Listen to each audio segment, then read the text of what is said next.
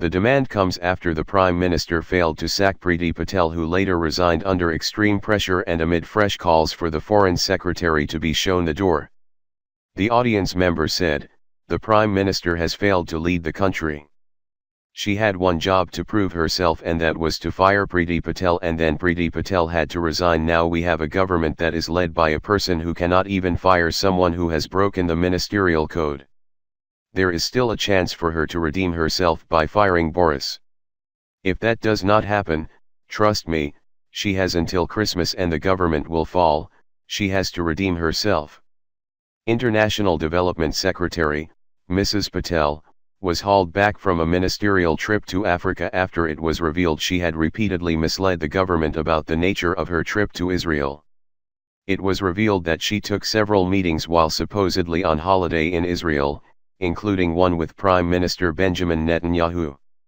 Mr. Johnson has landed himself in hot water after being accused of putting a British citizen, jailed by Iran, at risk of serving a longer sentence. Nazanin Zaghari Ratcliffe could face another 5 years in an Iranian prison after fresh spying charges were brought against the mother. The Foreign Secretary appeared to say that she was in Iran teaching journalism despite the government and her family insisting that she was on holiday. Speaking on Question Time, journalist Charles Moore said, "Clearly Boris Johnson made a mistake, but I would ask people to think about who is really at the bottom of all this, and the answer is the Iranian government." The Foreign Secretary was accused of refusing to apologize after he appeared in the House of Commons to claim his comments were taken out of context.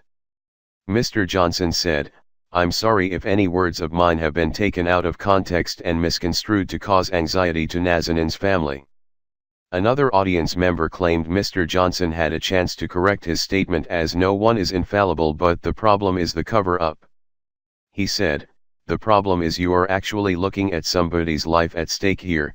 You cannot have that kind of hubris.